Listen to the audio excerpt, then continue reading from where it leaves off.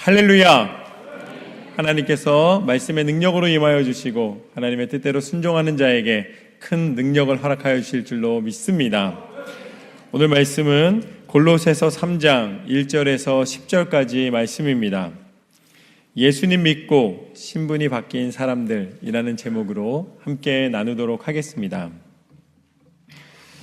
우리가 교회를 다니고 성도로서 살아갈 때에 많은 생각을 하게 됩니다. 내가 정말 그리스도인이 맞는가? 내가 살아갈 때 믿음의 모습으로 살아간다는 것은 어떻게 보여질까? 또 어떻게 내 스스로가 결단하고 또 변화의 모습을 살아야 할까라는 그런 여러 가지 진지한 질문들을 하게 됩니다. 다른 어떤 것보다도 우리가 예배자로 살아갈 때에 참된 예배자의 모습은 어떠한 모습일까? 우리가 세상의 것을 다 내려놓고 하나님을 바라보기 때문에 이 자리에 모였는데, 이 자리에 모인 내 삶의 진정한 가치와 그 가치를 이루는 내 마음과 내 행동과 나의 정체성은 무엇일까? 오늘 우리는 이 골로새서 말씀을 통해서 이러한 질문에 대한 해답을 한번 찾아보도록 하겠습니다. 오늘 말씀의 시작은 이렇습니다. 1절 말씀을 보면 이렇게 나와 있습니다. 그러므로 너희가 그리스도와 함께 다시 살리심을 받았으면 위의 것을 찾으라. 거기는 그리스도께서 하나님 우편에 앉아 계시느니라. 아멘. 오늘 말씀의 시작에서 너희가 그리스도와 함께 다시 살았다면, 그리스도와 함께 살았다면 그것은 무엇을 전제로 하냐면 우리의 믿음을 전제로 하는데, 그 믿음의 끝에는 무엇이냐면 예수님이 우리를 위하여 십자가 위에서 죽으시고 다시 부활하셨다라는 믿음의 고백입니다. 그러기에 우리도 예수님과 함께 죽고 예수님과 함께 다시 살아가는 삶을 살아가고 있다라는 말이죠. 그렇기 때문에 예수 그리스도의 죽음과 예수 그리스도의 부활에 동참하는 삶을 살아간다면 그러한 사람은 어떤 사람이냐면 오늘 말씀에서는 위의 것을 찾는 사람이다 라고 말씀해 주십니다. 예수님의 죽음과 예수님의 그 부활을 가장 잘 보여주는 장면이 있습니다. 그것이 바로 세례입니다. 세례는 물속에 들어갔다가 이제 우리 침례라고 하죠. 그렇지만 그것을 상징적으로 지금 물을 뿌리지만 물속에 들어감으로써 세상의 공기와 끊어진 세상의 호흡이 다하는 죽음을 상징하게 됩니다. 그리고 그 물에서 나옴과 동시에 예수 그리스도 안에 새로운 삶을 살아가게 된다라는 의미를 갖는 것이죠. 부활의 의미를 갖는 것입니다. 그런데 우리가 지금은 그 세례 예식을 거룩한 예식으로 구별된 시간으로 우리가 드리고 어떤 결단의 시간으로 우리가 여기지만, 그러나 초대교회 당시에 오늘 말씀에 나와 있는 것처럼 예수 그리스도 안에 다시 산다는 것, 그들이 세례를 받고 그리스도의 공동체가 된다는 것은 어떠한 의미였는가?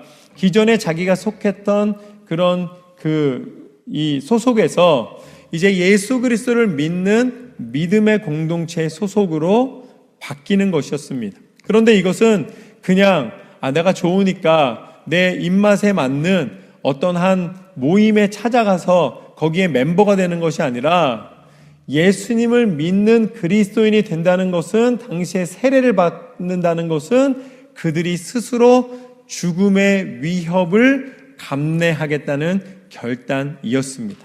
그리스도인이 됨으로써 언제든지 위협을 받고 죽을 위기 속에 들어갈 수가 있었다는 것이죠.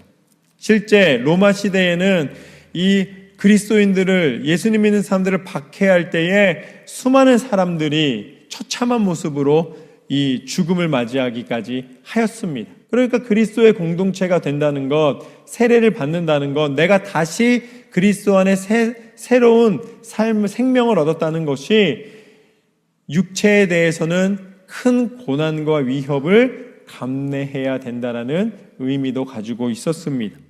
그렇기 때문에 그들이 위의 것을 찾는다는 것이 내가 변화된 삶으로, 새로운 삶으로, 새로운 소속으로 살아간다는 것이 그런 죽음의 결단에 해당하는 것이었습니다. 그러기에 한 번 더 강조합니다.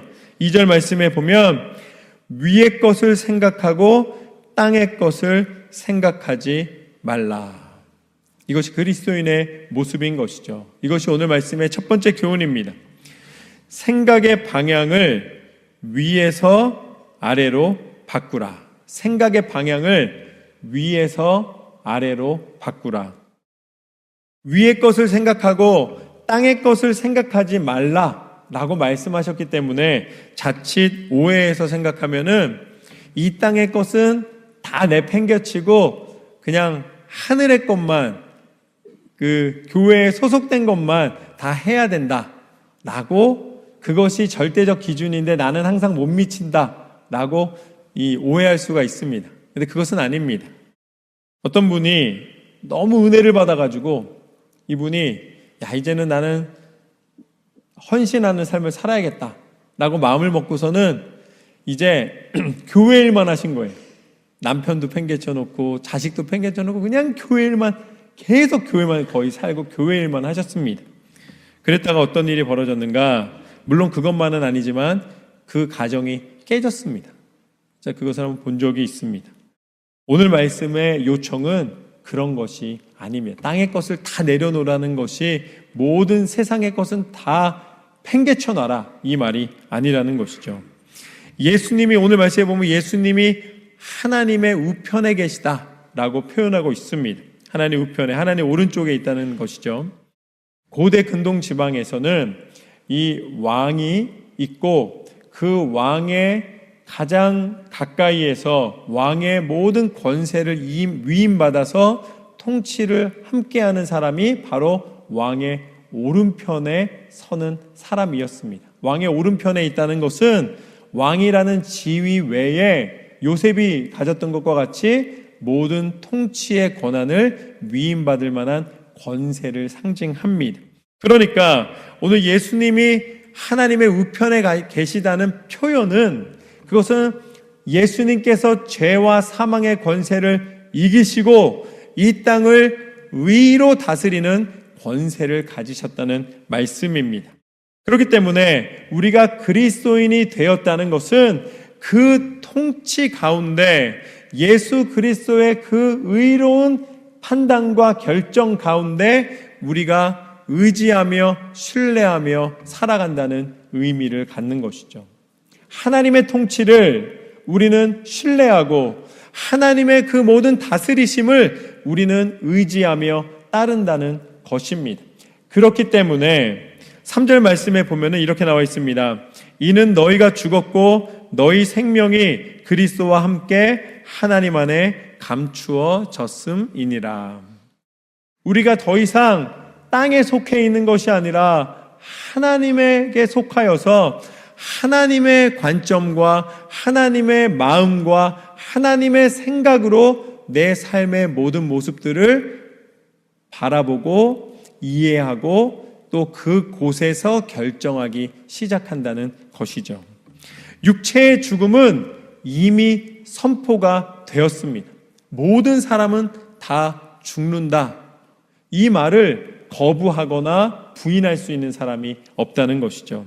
그러나 오늘 말씀 안에서는 예수님을 믿는 사람들의 생명이 하나님 안에 감추어졌다라고 표현하고 계십니다. 예수님을 믿는 사람들의 생명이 하나님 안에 감추어졌다.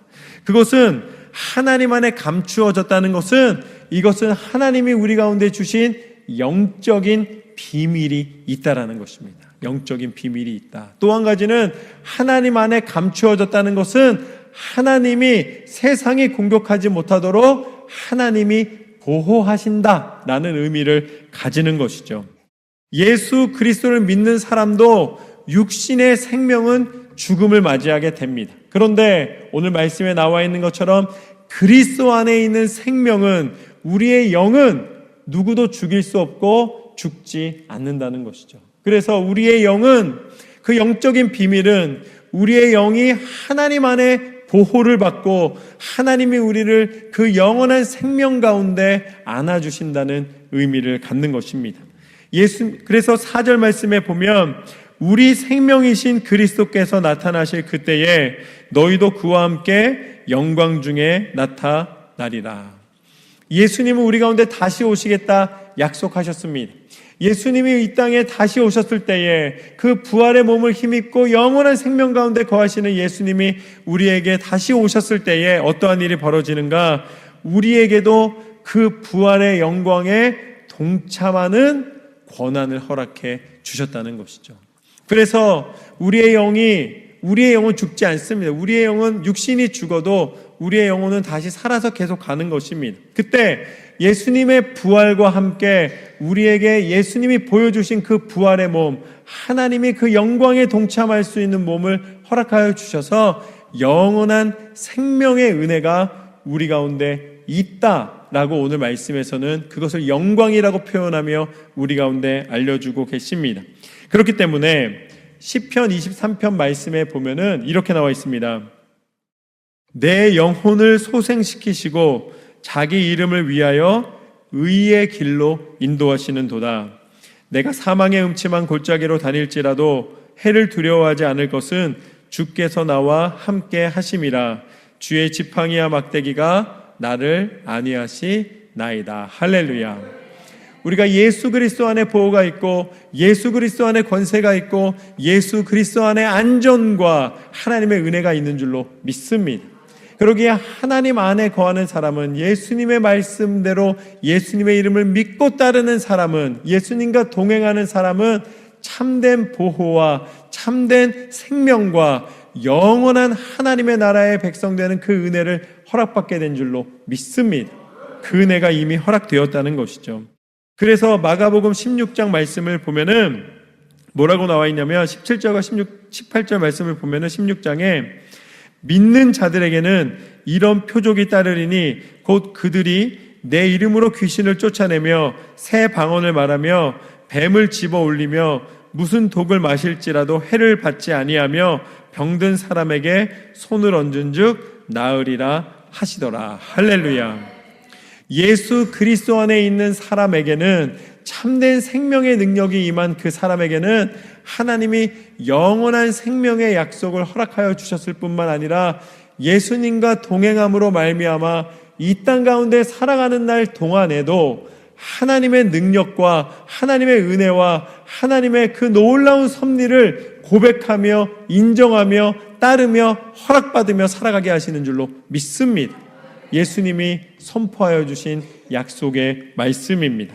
영원한 생명과 보호와 안전과 회복과 치료와 치유와 그 은혜가 예수 그리스도 안에 그 예수님을 믿는 우리에게 허락된 줄로 믿습니다.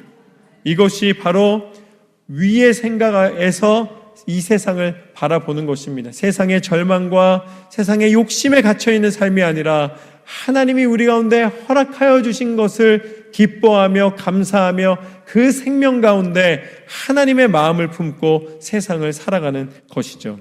그러기에 땅에서부터 생각하는 것이 아니라 하나님이 우리에게 베풀어 주신 것, 하나님이 우리 가운데 뜻하시는 것, 하나님이 우리를 사랑하여 주시는 것, 하나님의 마음으로 내 생각을 채워 이 땅의 절망을 벗어나 하나님의 뜻 가운데 우리의 마음을 온전히 드리게 되는 삶인 줄로 믿습니다. 그러기 위해서는 5절 말씀부터 보면 또 이렇게 나와 있습니다. 그러므로 땅에 있는 지체를 죽이라. 위로부터 생각하여 하나님의 마음으로 세상을 보기 위해서는 뭐라고 말씀하시냐면 땅에 있는 지체를 죽이라라고 말씀하십니다. 그 의미는 곧 음란과 부정과 사욕과 악한 정욕과 탐심이니 탐심은 우상 숭배니라. 이것들로 말미암아 하나님의 진노가 임하느니라. 너희도 전에 그 가운데 살 때에는 그 가운데서 행하였으나 이제는 너희가 이 모든 것을 벗어버리라. 곧 분함과 노여움과 악의와 비방과 너희 입에 부끄러운 말이라. 너희가 서로 거짓말을 하지 말라. 옛 사람과 그 행위를 벗어버리고. 할렐루야. 이 말씀이 오늘 말씀의 두 번째 교훈입니다. 땅의 습관을 죽이라. 땅의 습관을 죽이라.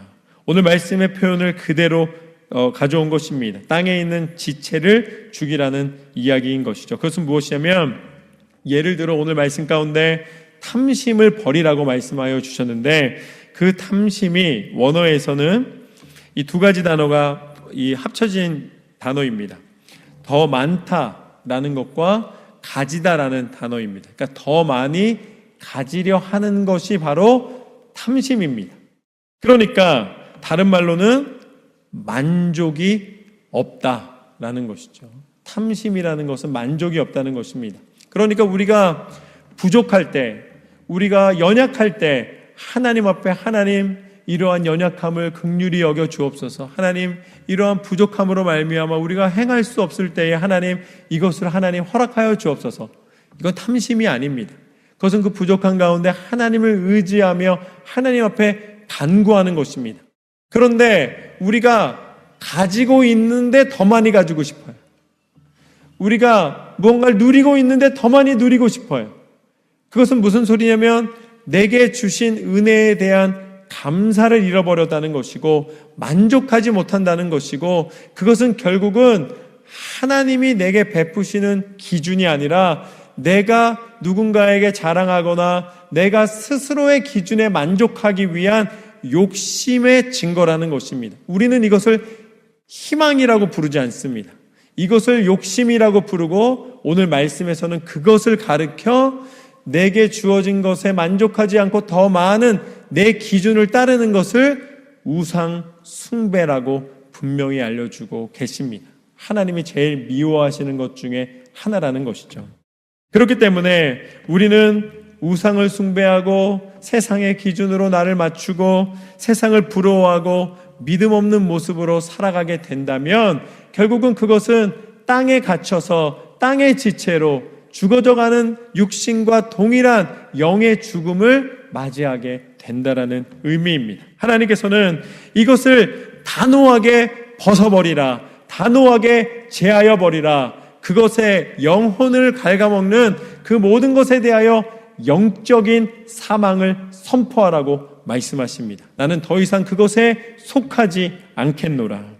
죄악된 습관과 욕망을 벗어버리고 하나님의 생각을 품으라는 것입니다. 그래서 로마서 14장 말씀을 보면은 9절 말씀에 이렇게 나와 있습니다. 이를 위하여 그리스도께서 죽었다가 다시 살아나셨으니 곧 죽은 자와 산 자의 주가 되려 하심이라. 이제는 내 옛 습성은 예수 그리스도와 함께 십자가에 못 박혀 죽게 해야 되는 줄로 믿습니다. 나의 모든 이 땅의 악한 습관들을 버리라가 아니라 죽이라라고 말씀하셨습니다. 그리고 이제는 다시 하나님의 영광을 위하여 새로운 삶을 살아야 된다. 그래서 5절 6절까지는 개인적인 삶의 죄악된 모습들을 이제는 제하여 버리라고 말씀하십니다. 그것이 부정과 사욕과 악한 정욕과 조금 전에 나눴던 탐심입니다. 우상을 숭배하는 삶. 또한 우리가 공동체를 이루며 우리가 서로 믿음의 관계를 가지고 살아갈 때에, 우리가 선한 주의 공동체로 살아갈 때에 분함과 노여움과 악의와 비방과 부끄러운 말과 거짓말, 관계적인 죄와 그 모든 입술의 언어를 다 제하여 버리라고 말씀하십니다. 우리가 이 괘씸하다는 표현이 있습니다. 괘씸하네 이렇게 표현할 때가 있죠. 언제 괘씸하냐면 내가 뭔가 베풀었는데 그 베푸는 거에 보상이 없을 때 이런 괘씸한 이런 표현이 되는 거죠. 그것도 명분이 있을 때, 나는 부모고 너는 자식이야 뭐 이런 거죠. 그래서 제대로 안 하면 어떻게 되니까 이런 괘씸한 이런 생각이 듭니다. 그런데 그 속으로 가만히 들어가 보면은 그 괘씸하다라는 것 자체가 결국은 내 마음의 기준, 내 마음의 미움, 내 마음의 기대 때문에 오는 것이죠. 오늘 이거 하나만 가져가셔도 큰 수확이실 것입니다. 여러분의 마음에 괘씸함이 떠나가시기를 주님의 이름으로 축원합니다. 아마 다 생각 속에 괘씸하게 생각하는 사람 한 사람씩 있을 거예요. 좀 놓아주시길 주님의 이름으로 축원합니다. 놓아주십시오.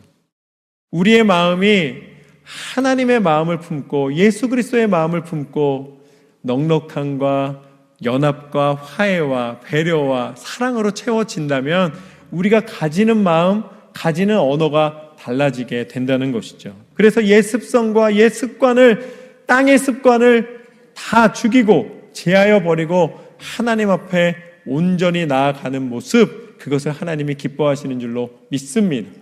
그 기뻐하는 모습이 무엇인가? 10절 말씀에 보면 이렇게 나와 있습니다. 새 사람을 입었으니 이는 자기를 창조하신 이의 형상을 따라 지식에까지 새롭게 하심을 입은 자니라. 할렐루야. 이것이 오늘 말씀의 세 번째 교훈입니다. 나의 영적인 신분을 지키라. 정체성에 대한 문제인 것이죠. 나의 영적인 신분을 지키라. 새 사람을 입으라는 것이죠. 새 사람이 되라는 것입니다. 하나님 안에 거하는 사람이 된다는 것이죠.